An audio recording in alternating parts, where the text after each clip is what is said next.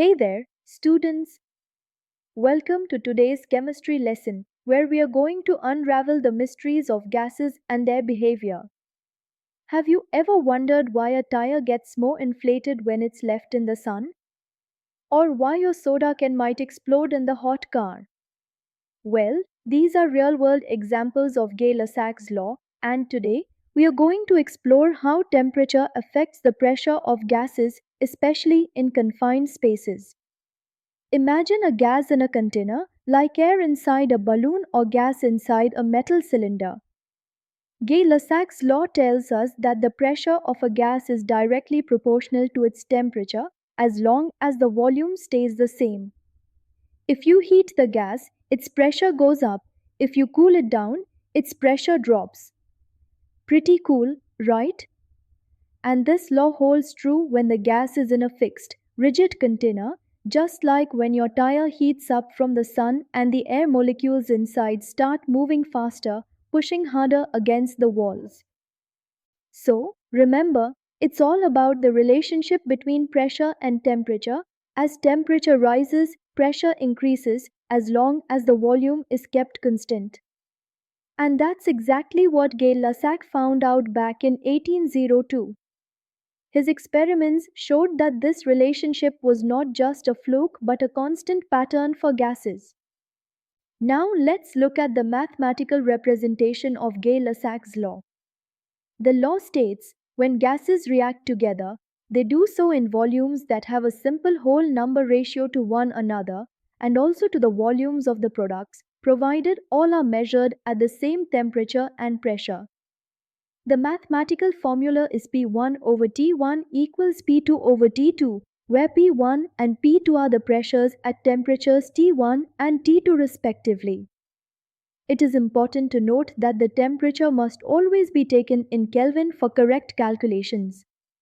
The graph here clearly shows the direct relationship between pressure and temperature at constant volume. As temperature increases, pressure also increases. Let's now put this to the test with a little example.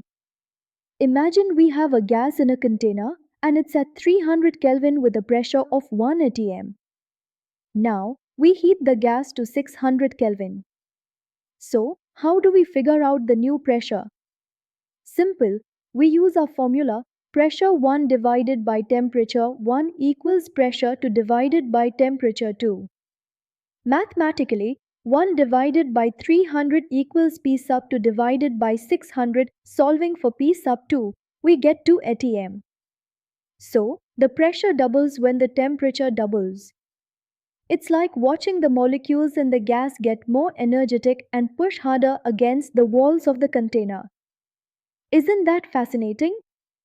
The hotter it gets, the more pressure it creates, and this simple relationship can help us predict the behavior of gases in a variety of situations, from science labs to industrial processes. Now, let's talk about how this law applies in real life.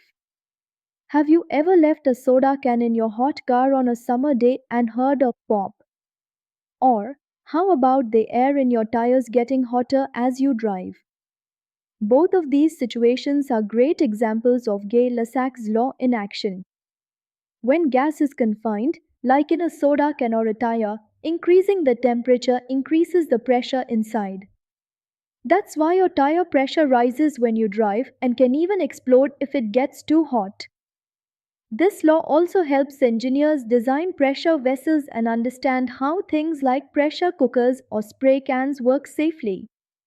So, Gay-Lussac's law isn't just a concept you read about in textbooks, it has real world applications that affect your everyday life, from driving to cooking. Let's dive a bit deeper with an advanced example. Suppose we have a gas at a pressure of 2 atm at 273 Kelvin. If we heat the gas to 373 Kelvin, what would the new pressure be? Let's work it through using Gay-Lussac's law.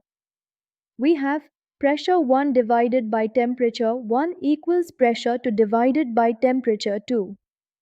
Mathematically, 2 divided by 273 equals P sub 2 divided by 373. Substituting in the values, we get to divided by 273 equals P sub to divided by 373. By solving this, we find the new pressure, P sub 2 equals 2.73 atm.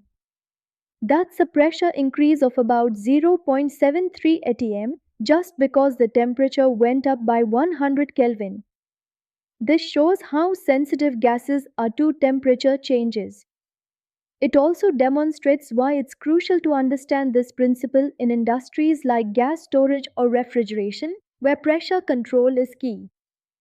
So, to wrap things up, we've seen how Gay-Lussac's law explains the relationship between pressure and temperature for gases.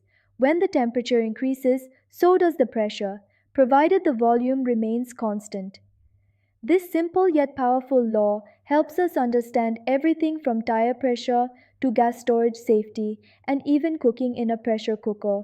Remember, the next time you leave a soda can in your car on a hot day or fill up your tire with air, you're witnessing Gay-Lussac's law in action. And next time you hear a pop from a can, you'll know exactly what's going on inside. I hope this session helped you see how chemistry is more than just equations. It's the invisible force behind so many things we experience every day. Catch you in the next class with more fascinating reactions and real world connections.